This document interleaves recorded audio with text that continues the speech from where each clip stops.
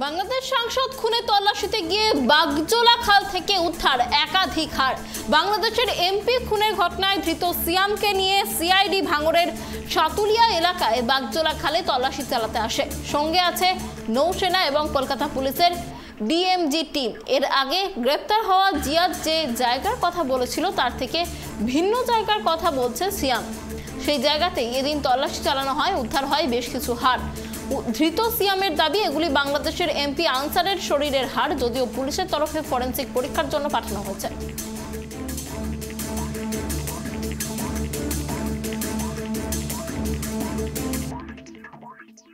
এ বিষয়ে বিস্তারিত কথা বলবো, আমাদের সঙ্গে রয়েছে আমাদের প্রতিনিধি গোপাল। গোপাল, দেখো যেমনটা জানা যাচ্ছে বাংলাদেশের সাংসদের দেহাংশের খোঁজে সিআইডি, আর এবার উদ্ধার হচ্ছে বেশ কিছু হাড়। ঠিক কি খবর রয়েছে? দেখো না, তোমাকে বলি, বাংলাদেশের আওয়ামী লীগের তিনবারের জিতে যাওয়া সাংসদ আনোয়ারুল আজিম শরীরে রোগের তাগিদায়, বাঁচার তাগিদায় বলতে পারো, বা সুস্থ হবার তাগিদায় ভারতবর্ষে এসেছিল বাংলায়, যেখানে ডাক্তার দেখিয়ে সুস্থ হবে। কিন্তু তার জন্য যে মৃত্যু ফাঁদ গুনছিল এই বাংলায়, এই না নিউ টাউন এলাকায়, সেটা কিন্তু সে জীবনে ভাবতে পারেনি।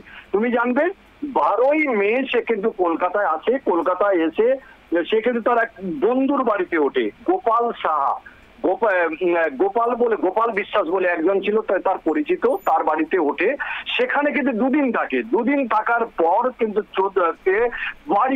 বাড়িয়ে যায় এবং বলে রাত্রে ফিরে আসবো। কিন্তু সেই যাওয়া আর তার হয়নি, ফিরে আসা। সেই সময় যেটুকু জানা গেছিল, সে ওইখানে একটি বিলাসবহুল আবাসন ভাড়া নিয়েছিল বা ফ্ল্যাট ভাড়া নিয়েছিল, সেখানে ছিল। সেখানে এক মহিলা এবং কয়েকজন পুরুষের সঙ্গে রাত্রি যাপন করে। সেটা পরবর্তীকালে কিন্তু ফোনের পর বেরিয়ে আসে। 9 দিন নিখোঁজ থাকার পর শেষ পর্যন্ত তার এই তিরোধান বলতে পারো বা অন্তর্ধান রহস্যের সমাধান করে কলকাতার পুলিশ এবং সিআইডি। শেষ পর্যন্ত কিন্তু 3 জনকে গ্রেপ্তার করে। তার মধ্যে ক্যাব চালক ছিল। ক্যাব চালকদের নিয়ে ভাঙড়ের একাধিকবার তাদেরকে নিয়ে আসে। বিভিন্ন সময় এই যে বাগজোলা খাল রয়েছে, এই খালে তদন্ত চালানো হয়, ডুবুরি নামানো হয়, জাল ফেলা হয়, নৌসেনা লাগানো হয়, কিন্তু কোনো কিছু উদ্ধার করা সম্ভব হয়নি। পরবর্তীকালে তুমি জানবে 6 জনকে গ্রেপ্তার করা হয় বাংলাদেশে। তাদেরকে জিজ্ঞাসাবাদ, এবং ভারতে যারা গ্রেপ্তার হয়েছিল তাদেরকে জিজ্ঞাসাবাদ করে পুলিশ এবং সিআইডি একটা সিদ্ধান্তে আসতে পারে যে এর মাস্টার মাইন্ড হচ্ছে বর্তমানে যে রয়েছে, এই মাস্টার মাইন্ডকে গ্রেপ্তার করলে যে কোনো অবস্থায় কিন্তু এর মৃত্যুর রহস্য বেরিয়ে আসবে।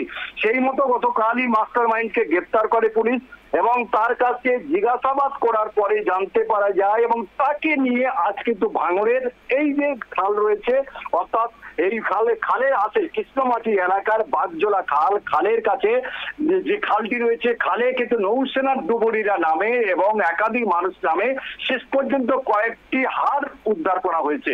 তবে এখন যারা প্রশাসন রয়েছে বা সিআইডির পক্ষ থেকে এখনো শিওর নয় এই হাড়গুলো ওই যে বাংলাদেশের যিনি ছিলেন সাংসদ তার। তবে ইতিমধ্যে ফরেনসিক তদন্তের জন্য নিয়ে যাওয়া হচ্ছে। পুলিশ তবেই বলতে পারবে কি মর্মান্তিক ভাবে মৃত্যু হয়েছিল এই সাংসদের। কিন্তু কেন মৃত্যু হলো সে বিষয়ে একাধিক প্রশ্ন করে এখনো প্রশ্নের সঠিক উত্তর আসেনি।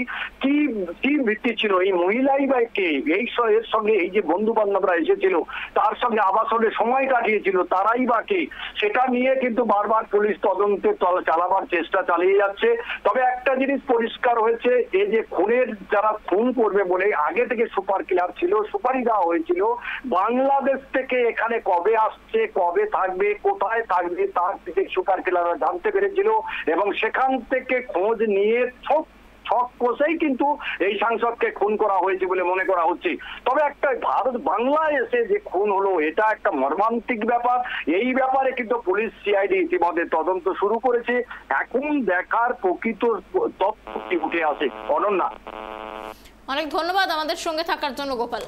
যেমনটা আমাদের প্রতিনিধি জানালেন যে আজ কিন্তু বাংলাদেশের সাংসদের সেই দেহাংশের খোঁজ শুরু করে সিআইডি, এবং ধৃত সিয়ামকে নিয়ে তল্লাশি শুরু হয় এবং বেশ কিছু হাড় উদ্ধার হয়, যদিও এগুলো সেই এমপির হাড় কিনা তা পরীক্ষার জন্য ফরেনসিক তদন্ত করা হচ্ছে।